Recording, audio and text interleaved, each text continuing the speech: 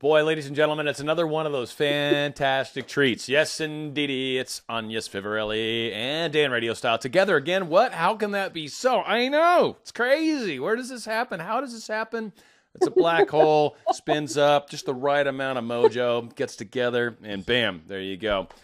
So we've got a good show today. Talk about like Louise Hayes and something about loving oneself properly. Yeah. And then we're also talking about some good things to kind of keep in mind when it gets into self-love and how that sometimes interrelates with how we might change others or try to change others. Anyway, don't want to get ahead of ourselves. Agnes Vivarelli, what the heck is going on with you? How are you?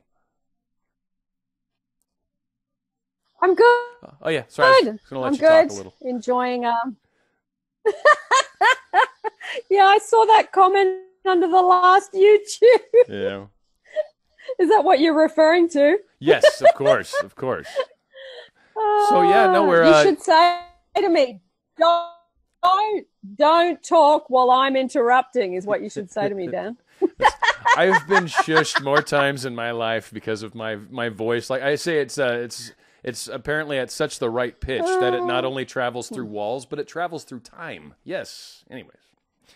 So yes, what's this great quote we've got with Louise Hayes and loving ourselves and all that? What's going on? Talk to us. This is from You Can Heal Your Life by Louise Awesome. Hayes. So she says, the process of loving the self, and why Dan and I are talking about self-love today is because it's the end of the year, and we both said that people are often in a bit of a funk, and that this is a good time to remind yourself to do the self-love. Yes, we do all year, but especially in December going into the new year, because often we're thinking about what we haven't manifested, where we've gone wrong, where we think we should be, and we're not there. So you stop all that and you do this. So Louise Hayes says in her little book on page 77, The Process of Loving the Self. As I have said before, no matter what the problem, the main issue to work on is loving the self. This is the magic wand that dissolves problems. Remember the time when you felt good about yourself and how well your life was going. Remember the times when you were in love and for those periods you seemed to have no problems. Well, loving yourself is going to bring such a surge of good feelings and good fortune to you that you will be dancing on air. Loving yourself makes you feel good. It is impossible to really love yourself unless you have self-approval and self-acceptance. So I like how she breaks down self-love into kind of two things, self-acceptance and self-approval. This means no criticism whatsoever. I can hear all the objections right now, but I've always criticized myself. But how can I possibly like that about myself? My parents, teachers, lovers have always criticized me. How will I be motivated? But is it wrong for me to do those things, or how am I going to change if I don't criticize myself? So she talks about training the mind. And the mind is letting go of the old chatter. And she talks about stop berating yourself, stop being resistant to change, ignore the thoughts and get on with the important work at hand, which is to say to yourself, I love and approve myself exactly as I am. Now, a lot of things that come from the very get-go. Thank you, Louise. Yeah, well, when you're loving yourself, that almost seems to me also to tie in, and I think this is a good place to start, where that kind of means you're accepting of where you are right now. That's also a huge part of loving ourselves. And I think, the concept, because I hear a lot of people say, well, I love myself. It's like, well, I don't know. Let's chit-chat a little bit and let's see how that plays out, right? But one of the real first key things is, are you okay with where you're at right now? Maybe not where you want to stay, but are you okay with where you're at right now? Would you agree? Yeah, and often the answer is no. Well, for a lot of people, right? That's often yeah. And I think from that's one of the first key places that a lot of us can really start. So let's just take a couple of stabs in the dark here at maybe something we can do, especially this time of year, right? It's the New Year's for a lot of the Western world. And we can look at the things in our lives that are going well. And one, it's a focus-based universe, so no matter what, this is a win-win. But let's spend a little time thinking about the things that are Yeah. going correctly, right? What is good in your life? What is actually going Yeah. okay? Maybe you don't have your specific person yet. All right, let's push that aside for a second. Let's, maybe you don't have that new job yet. Yeah. Maybe you don't Yeah. have the six-figure income yet. It's okay. What is going right? What is working? What do you know of any fun Yeah. techniques or any ways that you would recommend when you're coaching people how to try to make the best of the right now to see the good and the bad? Yep. What do you recommend? What do you think? I think when you walk, like I go walking and I'll do a little technique and I, obviously share it with other people where you just say to yourself, you start the sentence, I love. So you're going for a walk and you say, I love that I've got a really comfortable bed. I love I had a good sleep. I love that I've got breakfast. I love that I've got a hot shower and the water pressure's really good. I love that I can brush my teeth in the shower. I love that I've got, 12 eggs in the fridge and I can make myself an omelet. And you literally keep filling in the blank, I love, I love. So I did a meditation. Actually, I'll put it down below. It's a meditation called I Love. And you literally go and fill in the blanks. And it gets you out of glass half empty and into glass half full thinking. I like that because, again, it's just one of those tricks where it kind of forces you to go into that thought process, because there's a lack process of thinking and there's an abundance process of thinking. And really I enjoy that's more of that abundance thinking. It's just, it comes from that side. There's really, that I'm afraid I don't have, I'm not good enough, I'm afraid I'm not worthy. And we'll totally get into that because the self-love is a huge part. But there's that fear aspect that a lot of us fall into, and because it's habitual, a lot of us, this is kind of how we were when we were kids. Maybe it was a defense mechanism, but it's that process of shifting that thinking towards what we do have, what we do love. And that's where I think a lot of people would go, well, how can I get myself thinking about something positive? And I've even joked, I'm like, all right, and I started describing a muffin, a blueberry muffin, right? You got a blueberry muffin, you got the little paper, and you got to peel it off, and it's kind of steaming, and maybe you shoved a little thing of butter inside the center of that, and you go to maybe take the top off, and just the butter's melting down your hand, right? Like, now you're thinking about a muffin. That's how you change your thoughts. You think about something. That's all. And so it's awesome. I love whatever. Then just think about things that you like and tell yourself to do that instead of letting thoughts just pop into your mind or go wherever they may. Yeah. I think there's quotes around what happens. You've got to give the mind something to do. Oh my goodness, right? Give it something to do, or it'll give you something, or it'll find something. You beat me to it. We're at the same time on that. Correct. Exactly. You're right. Like, either feed your mind something to think, or your mind's going to feed you all sorts of scary things. And that's a good one for people right out there, is like, don't let your mind run the roost, right? Don't show it where you'd like to go. Tell it what you'd like to focus on. So let me ask you this. I think a lot of people, all of us, right? I have a little funny gap in my teeth, right? Like, we all have little funny, weird things. That's not the only thing. I got 4 eyes and got all sorts of other issues. I'm a skinny person, whatever, right? We all have the things that we're not worthy, right?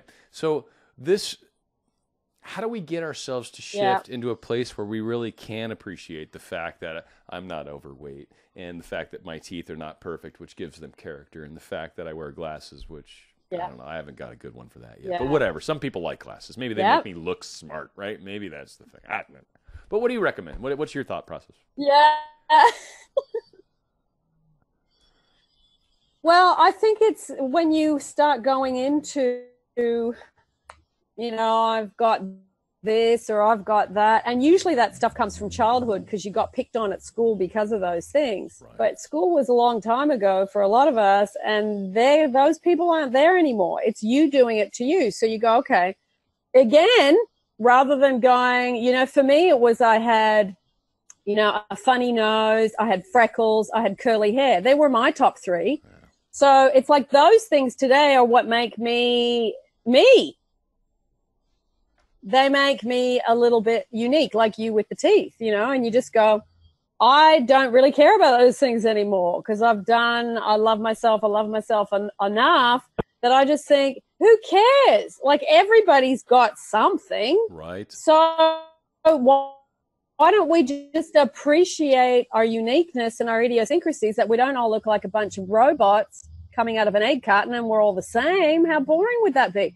These things are what make us. And, you know, I remember I watched this podcast recently where this guy was talking about that he was told that he was incredibly disruptive and he was just a chatterbox at school and the teachers were always kicking him out for talking.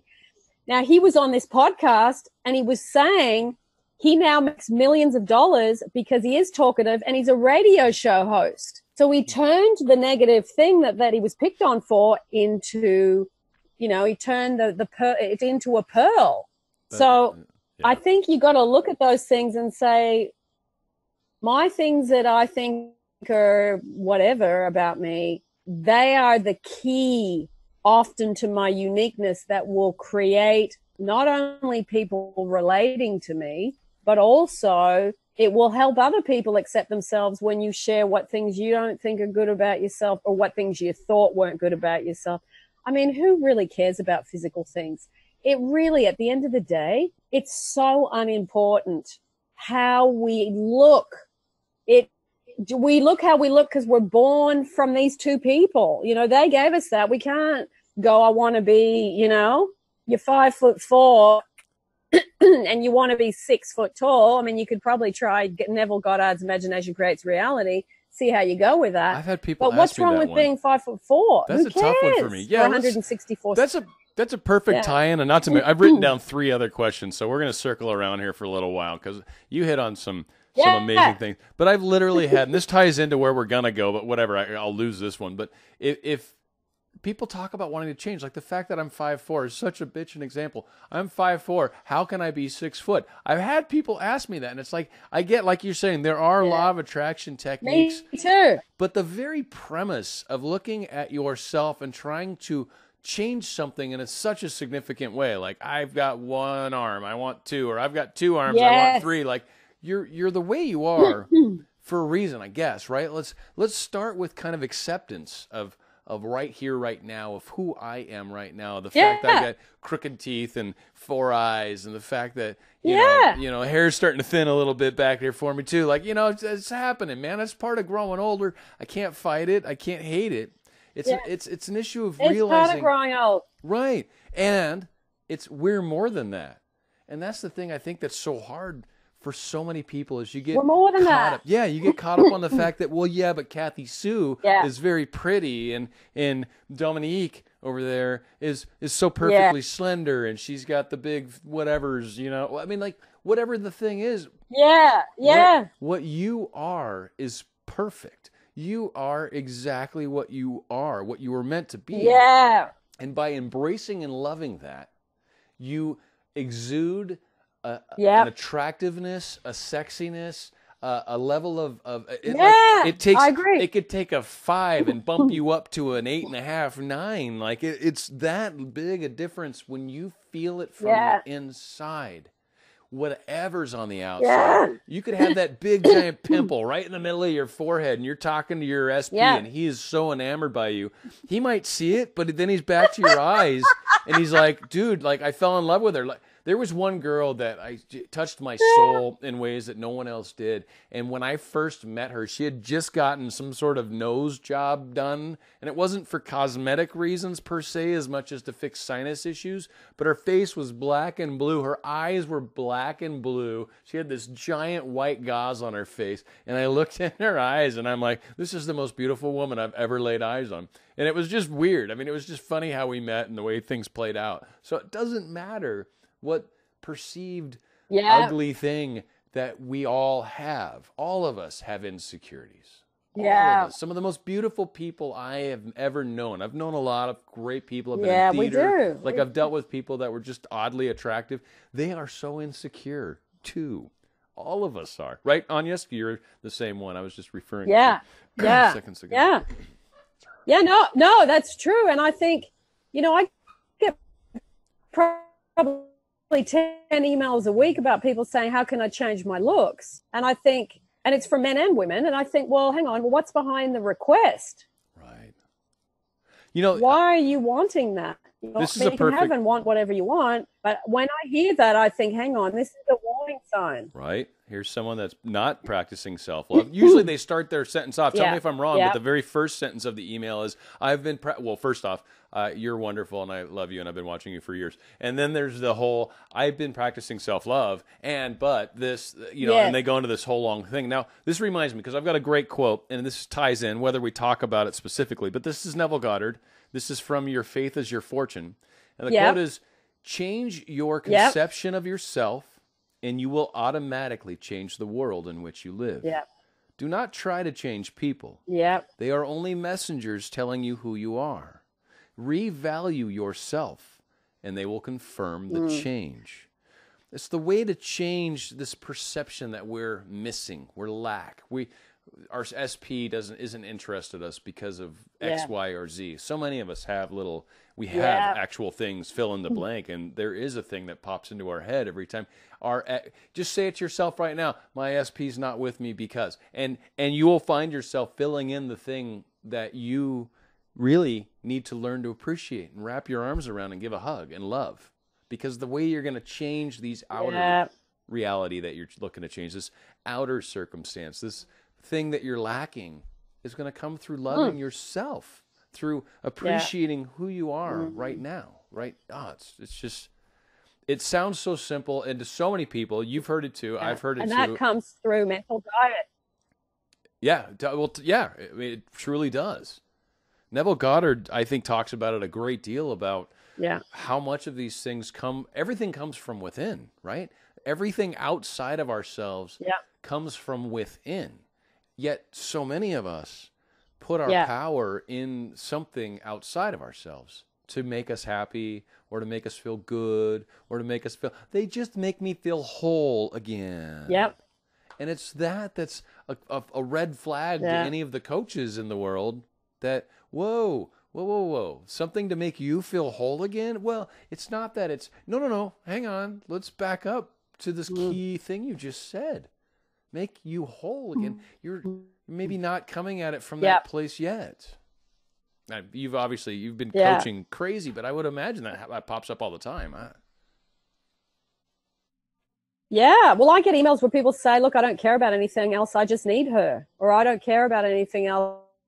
My life is not worth living if I'm not with them. And I think, ooh, that's why the person left, because they felt that real energy drain from you trying to suck love out of them, and that's why they left. So you gotta correct that within yourself. You can still have a chance of being with somebody, but you can't ice a rotten cake. You gotta deal with the foundation, and you gotta lay it properly, which is you reassure yourself, you learn how to self-love through what you think, and what you then changes how you feel. But just trying to get that person to be here, you got your ladder up the wrong wall, as we've said before. It's got to be an inside job. And if it's not, you're a burden to people. And I'm going to be that hard. You are a burden to people when you're needy. You're a burden, because they don't need that job. And when we talk about needy, it's important to realize it's not that it comes from this place of loving someone so much that it's like uncomfortable, right? Like, I love them so much, like I want to crawl inside of them, right? Like, you've got this weird sort of love, and it's very confusing, right? Because of how confusing that love is.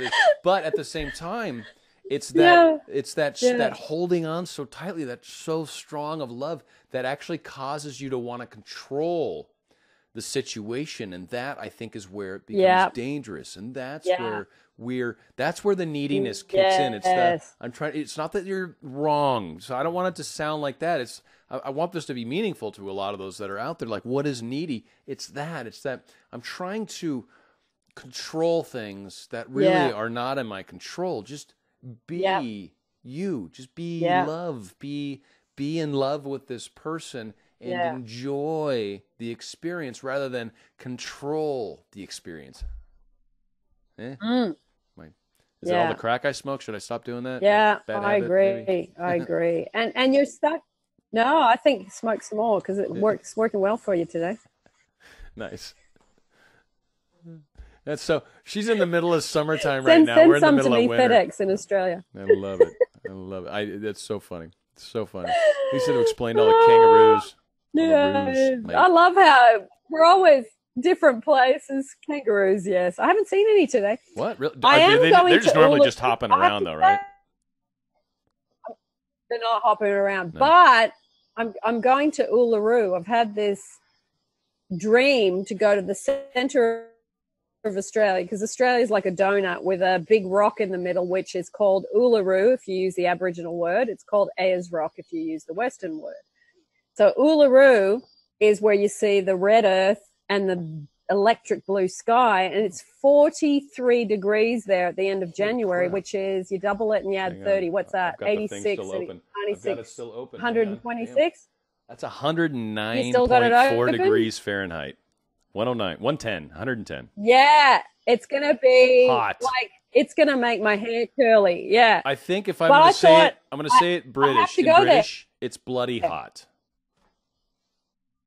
No? it's bloody hot. Bloody hot. Yeah, bloody hot, mate. Bloody hot. Bloody hot, Hey, mate. say, mate. Say it in Oz. Of course. So this is a trip to go and be in an environment that, you know, part of self-love is doing things you love. And this trip for me is something that's been on my list for probably 15, 20 years of wanting to go to this place. And it's, you know, it's only a 2-hour flight away. It's not that far, but I don't even know how we got onto this conversation. Why did I bring that up? It made sense at the time. I think we were talking about doing things we somewhere love. with this. Yeah, enjoying where we are. I don't know. There seem to be a lot of things now that tie in. Oh no, you started with the kangaroos. Well, You started with the Uluru. kangaroos. Right. Why So, wouldn't you there go will to be- Uluru when yeah. I said kangaroo, right? That makes perfect sense. And in fact, when I was younger, we had Kangaroo, underwear yeah, that had Uluru, superheroes kangaroo. on them, and they were called Underoos. So let's just go ahead and round it all out with that. Underoos. Underoos, yeah. They're That's the roos cute. of underneath. Cute. Down Yeah, under. I need some of those. The down under roo. I need some down under. I need underoos. You know what? my I will trip. buy Where do you I a get pack them? of adult Underoos, and I will ship them to you. It's the least I can do on you. Underoos. Underoos. What is like I a love Wonder that Woman? name. How Where's cute your? is that? What are you, a Hulk? What kind of superhero are you? I mean, you know, it's a lot to get into, but I don't know. Wow. I don't know what superhero I'm into. you I never. watched Luke Cage and Iron Fist and stuff like that. Okay, well On that's Netflix. a little different, but Iron Fist. I see, ladies and gentlemen. Just so you know, Iron Fist of Agnes Vivarelli. That's right. So now I right, us to go on a side salad, that never happens. What question I have for you? Side salad? No. Never. When people are looking, I just wonder. I'm just throwing this out. This is a weird. Who knows? Weird thought process. People kind of look at. They want to change individuals that are close. Maybe they're a specific person. Maybe there's something about them they're trying to change. They're trying to make them more of something, or trying to make them do something less. Like Yeah. that. Obviously, I think at least my understanding of law of attraction, my understanding of the way spirit type stuff works, like that's really a reflection of us. Do you got anything that kind of explains why? I know it's the us pushed out, but like how that actually manifests itself to where I'm seeing things in individuals that I want to change, right? Like how can we easily bring that home to someone to help them see that there is actually something inside yourself that maybe needs a hug or whatever. Like, I don't know. Am I crazy, or you got a thought on that? Did I spark anything maybe if I'm lucky?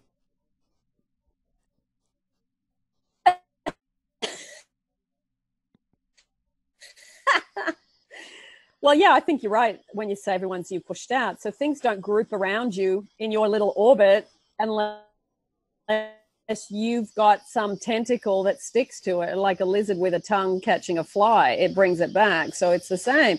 It's like things aren't happening around you unless there's some component in you that fits together. So you go, okay, if I've got someone who has an addiction per se, a drug addiction, a gambling addiction, an alcohol addiction, any kind of addiction, then there must be a corresponding thing in you that says, I'm not a priority, I'm not important, because addicts put their addiction before anything, depending obviously on the level of addiction. I'm talking about not high functioning addicts, high using addicts. So if you are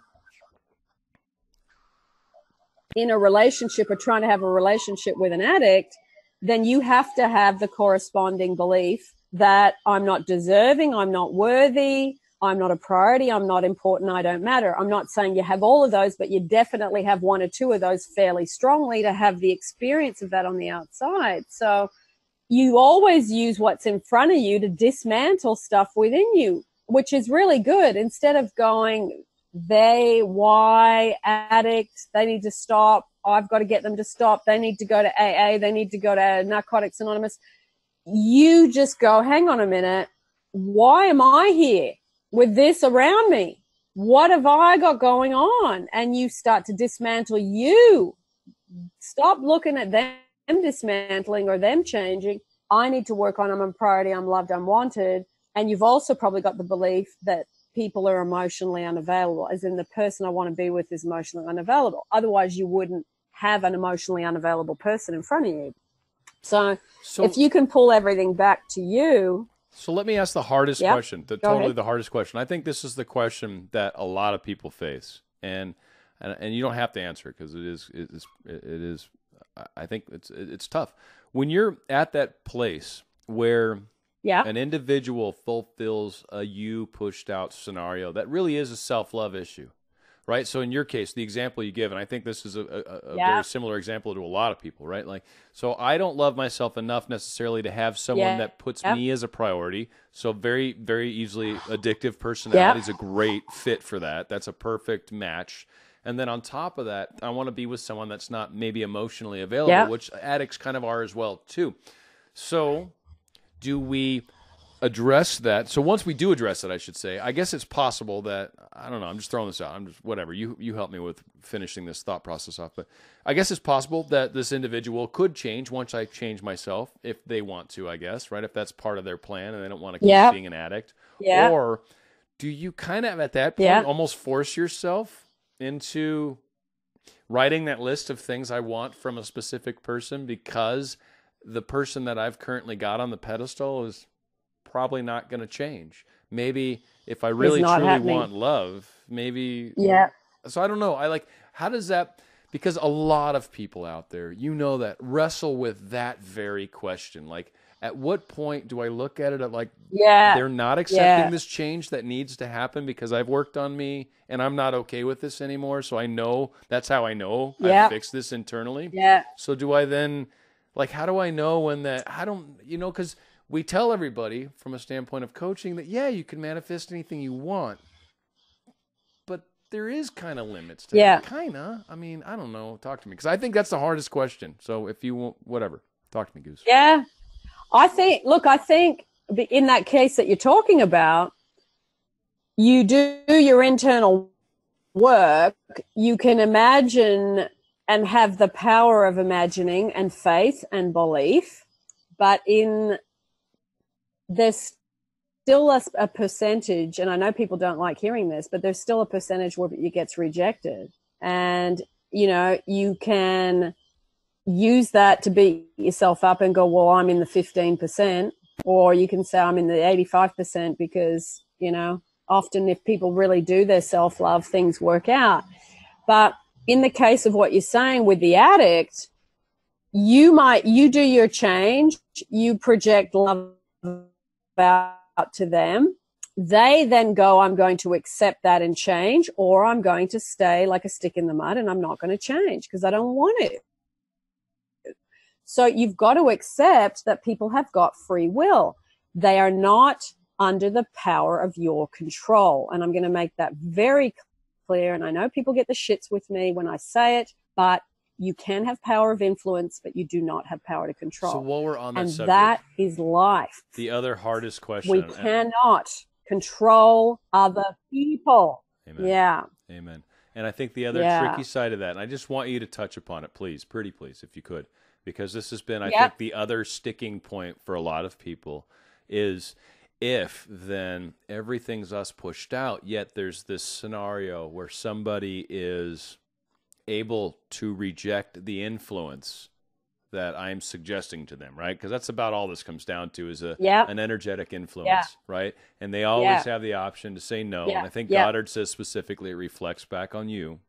But how do we remedy that aspect? Is it when we've finally changed ourselves and now we're looking at it like this can't be anymore, that it's no longer us pushed out, or the us pushed out is now showing me this doesn't work anymore because I've finally fixed what's inside? Help us all rationalize that. Help us understand that.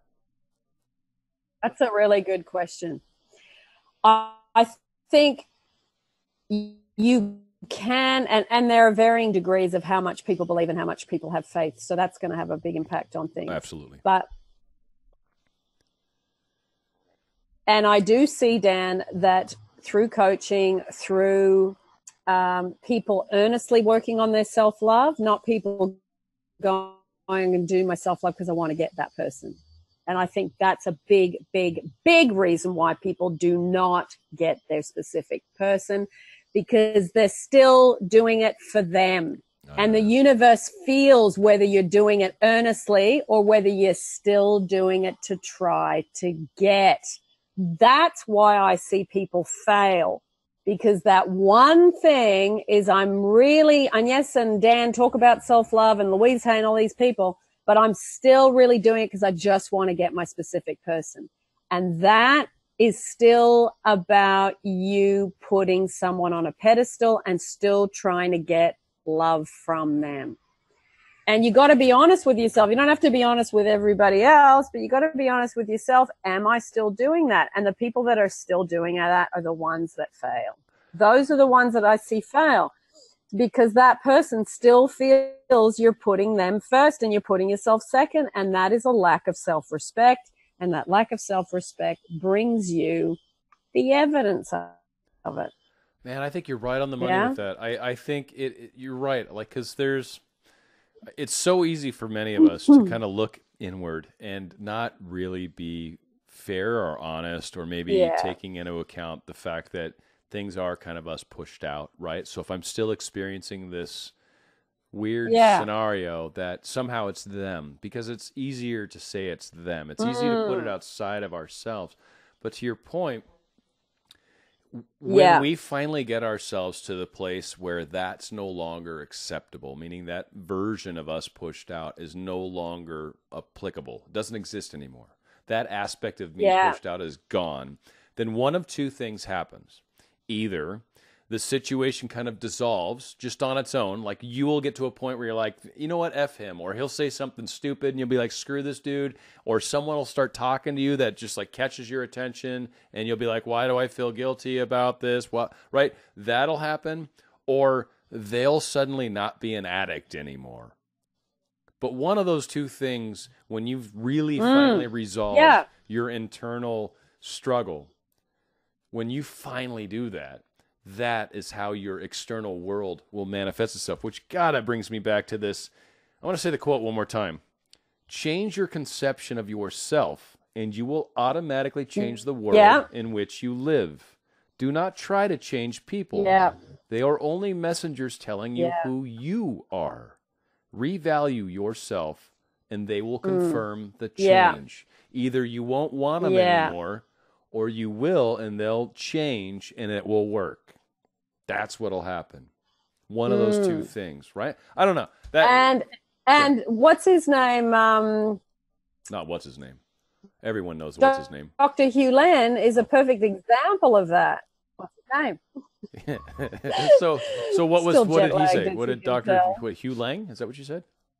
Well, it's exactly what you're saying. Dr. Hugh Len, the Ho'oponopono guy, he didn't go there to heal or fix or change the people in the hospital. He went there to dissolve the part of him that created them. When you do that earnestly, when you are no longer trying to change those people because they are whatever you think they are, stubborn, addicts, liars, cheaters, players, because I hear all of these comments all the time, when you sweep your side of the street properly with you only use those people out there as a reference point, as, okay, if that's still there, I must have a belief system that's active, that's still in front of me.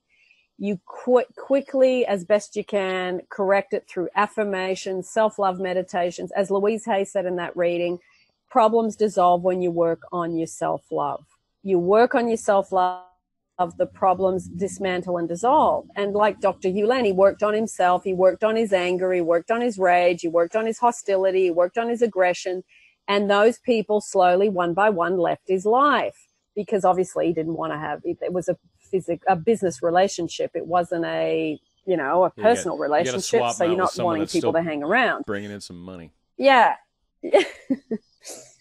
So it's like you're not actually influencing people in the way that you think. You are actually changing yourself, and then that naturally has an influence because you've changed. The external circumstances must shape shift into something else. The best that I have as an example, and I don't know how many people this is going to apply to, or at least that will know this, but back in it was probably the 90s or something stupid, there was a thing called blue blocker sunglasses. I think they still have them, and they block a certain color. It's like they're orangish sometimes, and you'll put them on and everything seems oddly clear because it blocks out certain colors. And those colors tend to be, I think, of a shorter wavelength, if I remember correctly. Anyway, long story short, you put on these glasses and there's this weird clarity that comes on. You're not seeing anything different than what you did see without the glasses. It's the same stuff that was in front of you, but this particular filter is blocking certain things, and now all of a sudden certain clarity now exists. It's the same that happens in us when we change internally. We change the filter that we pop on our face. Yeah. And when we look at the same exact life, that second ago, it still contained the thing that we just changed. It's still there, but now we don't see it because we got a new filter. Yep. Our blue blockers don't let us see it anymore. And that's really what happens when you fix it inside yourself. Yes, yes. Yes. And when you do that earnestly, because I don't want to put people off that you can't manifest a specific person, because obviously I believe in it. And I think it's possible. But the big but is when you're doing the specific person stuff more than the self-love stuff, you've still missed the whole thing about the power of influence. Power of influence comes from you being loved and wanted and giving up unloved and unwantedness. That's the power of influence. That's where it comes from. So I see a very high success rate of people getting their specific person back when they really do that earnestly. And they're not just trying to get from doing the processes, law of attraction, Neville, et cetera, that they literally go, you know what? I'm an addict. Like I'm an addict where I'm like an addict with a drug trying to get something from this person and looking and going, what's wrong with me that I'm like that? And earnestly saying, what is wrong with me? Now, there are 12-step programs like Alcoholics Anonymous called Sex and Love Addicts Anonymous. This is a lot of people suffer from what is termed love addiction. I need to get it from over there. So you got to deal with the fact that it's not them running away from you and them being emotionally available and them being stubborn and them trying to get away from you and them blocking you. It's about you being too needy, too demanding, too controlling. You're begging, you're acting like a crazy person. And that's what you have to deal with and being on. And there are varying degrees of that. Some people are very mild. Other people are extremely on the high end of the scale. And there's lots of people in between. You will know where you are.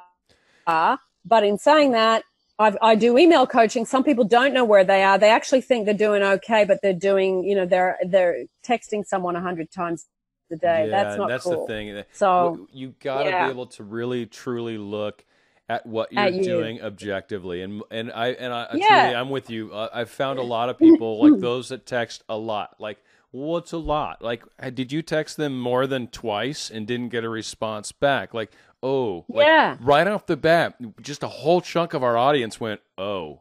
Because that's what I'm talking about. Yeah. It's maybe 3 times is okay, but Yeah. really, if you've gone past 2 and you're up at 5, 6, 7, 10, yeah, you're getting all frustrated too, right? You never text me back. You're right, and you're freaking them out too with your 50 texts a day, man. Relax a little bit. You're freaking them out. Yeah, bring it But back. even, Dan, even one text that's extremely needy or something. Yeah, is not one text that's extremely needy can blow the whole thing too. Yeah. So you got to look at what was the energy behind, because I know some people send really long first texts of, you know, you haven't done this and you haven't contacted me and don't you want to see me and what's wrong that you don't want it, and you're doing all that. That's as damaging as 100 texts as well. You got to look at the concentration of the text as well. Yeah. So, you know, and look, I want to say all of this is I won't use the word curable because I don't think that's really the right word, but it's definitely correctable. This stuff within you. Curable makes it sound like it's like I can take a pill, and what it really is, to your point, is it's a little bit of internal effort. And here's the thing: is that's really what I think from my audience for sure. Like one of the things that's really important is that level of self growth that we go through. It's learning that I've been needy. Here's how I stopped being needy. I mean, Marianne Williamson's Return to Love, right? Like a great book that really helps you look at what kind of quality of love you're actually giving and experiencing with someone. So sometimes it really does take that stepping back a little bit and looking at what you're doing for you to finally be able to do something about it. To keep assuming that I'm fine, la la la la la, like no. Like you're having this contrast for a reason. It's okay. Like it's okay. Don't be angry at the fact that what's happening is happening. It's an indication. Yeah, it's showing you something. That's okay. That's great. You can now do something with it when you let it. When you let it kind of show you. Like it's a screen in front of you, giving you little indications of where you're at. It's okay. That's what so many people are like, I must be doing something wrong. No. Stuff's coming up. It's good. You're going to fix it that way. You've got a little bit of coming up. But you got some garbage underneath there, man. You got a little bit of septic but just trash don't kind text of bubbling people up. while you're in the middle of it. Yes. And that's another thing. Don't text people while you're in the middle of it. I think it's another thing to kind of remind some people out there that maybe some of you that are taking a little longer. This is just to throw that question mark back onto everything, but it is the reality, and certainly for my audience too. But sometimes one of the most powerful forces in our lives will be love. Love will be a thing that moves mountains. It will be a thing that causes you to do something that you never thought you'd do, causes you to go down an avenue that doesn't look like it's the right place to go, but it sure feels like it. Love is a very powerful motivating force. And if there's some crazy large amount of love that you're experiencing with someone, there's probably something to it. So no matter what, if it's causing you to feel like you need to go down a path, then you're probably in that 85% we were talking about. You're probably fine, but let's look internally. What do you got going on? Let's be honest. Don't assume that it's them. Because and you got to keep working on it. Yes. Well, hopefully forever we evolve and just become you're only better as good and as better today, and you know? Yeah. So true. So true. Yeah. Now, I mean, you and I still have potholes. Oh gosh, yes. Thanks for throwing me under the bus there, but you're right. Yeah. You're right on, yes. Of course, yeah. No, it's the same thing exactly. Yeah, I mean, you know, we're in a relationship. We're still dealing with our own selves that come up and things that we're not, you know, when you're tired or when you haven't done your own internal work or something's happened at work or whatever, you just go, oh, I'm not feeling great. And then you get a bit, you know, and then you derail and then your partner goes, okay, get away from me. Not in those words, but you go, oh, okay, I got to get back on the bus and do my own work. So it's ongoing. And even, you know, one thing I remind people too, it's just like, hey, maybe you're not there yet, but again, when you get to that first date again or whatever, or when you get to that place where you're getting back together, just slow down. No matter what, just slow down. Let it just take it at the pace it comes. Slow down. I know you've been thinking about it for months and months and months. Needs to marinate. Yeah, let them catch up to you. So again, This reminds me, I got one more cool quote, and I think this also came from Your Faith is Your Fortune, and I think it ties into a lot of this stuff. Stop trying to change the world, since it's only the mirror. Man's attempt to change the world by force is as fruitless as breaking a mirror in the hope of changing his face. Leave the mirror and change your face. Leave the world alone and change your conceptions of yourself. Again, it all comes down to us. What we see outside of us is a reflection of the filters that we have within ourselves. If something looks weird, there's something going on inside of you that lets it look weird or projects it out as you pushed out. I love when you giggle. You look a bit weird. I thank you. I appreciate that. But I'm used to it. I look a lot weird. You're talking about my scruff. Is it the scruff? Is it my too much salt in my pepper? No, just you in general. Oh, well, thank you very much. That's why I like doing these shows with you. I like your weirdness. Well, I appreciate it. Someone's got it, right? My mom used to say she loved me. I like the scrub. I appreciate it. She used to. Look, I think there will be some nice comments about your 5 o'clock shadow on this YouTube because it does suit you. Thank you, ladies. Yeah. That's probably not going to be the case. I think it definitely. I don't think it would suit me, but it suits you. Yeah, probably scratch My your face grandmother all up. had one of those. Yeah, there you go. Makes me look rough and tough. I know. My Italian grandmother. So I have so much in common with you now. So I remind you of your Italian grandmother. That is fantastic. Well, gosh golly. Yeah, maybe that's why I like it. Actually, I used to cry part when of she you, used right? to kiss me because it used to freak me out. The Vivarelli is the Italian part, right? Yeah. And you got to say it with your hands. Yeah. Vivarelli. Scapacelli. She had a mustache and a beard. That is awesome. She was probably short too, right? Something height challenge. I don't know what it was, but all the Italian grandmothers seemed like they were really short. Was there something different with the gravity of the earth back then? I don't know why it is, but they're always short. They're like the people that pose for trophies and stuff. No, it's just the pasta weighs everybody down. I think. It's true. It does, right? You've been washed too many times. You've shrunk. That's what it is. Yeah. Well, Agnes, thank you. I think we did an amazing show. You're gonna link some stuff, so we'll chat. We'll touch base about all that to make sure that I put those in my videos as well. But that's man, I don't know. I think we covered some major stuff. And I asked for you out. I asked two of probably the toughest questions. Keep at it. And you answered them. Love it. You did. They were good questions. Yeah. Well, I think a lot of people ask those. You do what? Yeah, and that's just my opinion. You can disagree with it. It's just my opinion.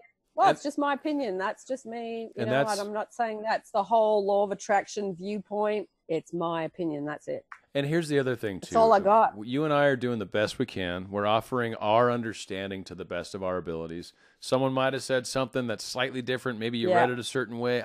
We're just doing our best, right? Like, so, no need for thumbs down. It's okay. We're just trying to throw some good stuff out there, good conversation. And of course, this is on the fly. This is pretty much zero editing for Agnes and I, so it works out well that way. Zero editing and pretty much zero planning. Yeah, no, that was, we literally got on and we're like, all right, so did you bring anything to the table? And then we just talked about a few minutes and all of a sudden we're like, all right, that'll work. That we can do show on this. So there you go. It's all about the reality, like how it plays out. I like the random ones sometimes when you don't have a topic. Yeah. We've done that too. We've done that actually interviewing people before too, which is a challenge to not have. Yeah. I like it. Very good. Well, I hope everybody enjoys. Certainly, Agnes, you've got all sorts of you do books. You've got a meditation channel. You got meditation classes. You've got all sorts of things. So everybody, check out Agnes's channel. What is your website, by the way? What is it? Do you know, off the top of your head? Just my name. It is really. It's that simple. .net. .org. It's under .com. My name. AgnesVivarelli.com. But it'll send you to just a page saying it's under construction, so you just got to email me. So it's not really working yet because there's a lot of stuff going up on it. Which email are you using? It'll just be done when it's done. What? A person of interest 2014 at gmail.com, which I'll put down below. Of course you will. So anyway, that's for everybody out there. Yeah. A person of interest 2014 at gmail.com is how you can get in touch with Anya. She's fantastic. Love this woman dearly. And how do we get in touch with you? That's great. I always Mr. recommend, I like to RadioStyle? make it a little more challenging because it's me. Go to my About Yes. section on my channel, and there's an email section there. If you'd like to contact me, please do so. I get a lot of emails, and so I do the best I can. So that's why I don't make it easy. If you really want to email me, please do, and I'll happily we can discuss things as you would like. But yeah, I don't like to make it too easy.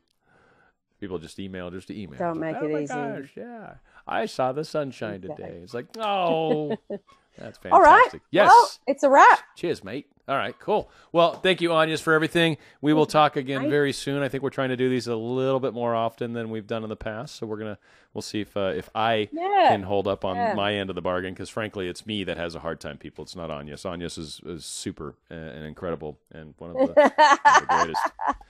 So thank you, Agnes. You're the best. Good We stuff. will do this soon. And yeah, comment. People throw questions out there for stuff that you're interested in us doing, either on Agnes's channel or mine. And we'll see if we can maybe work that into our next discussion. It's always fun. So thank you, and we'll talk soon, Agnes. Oh, yeah, for sure. Lots Cheers. of love, everyone. Lots of love, everybody. Bye, everyone. Ciao. Self-love. Always.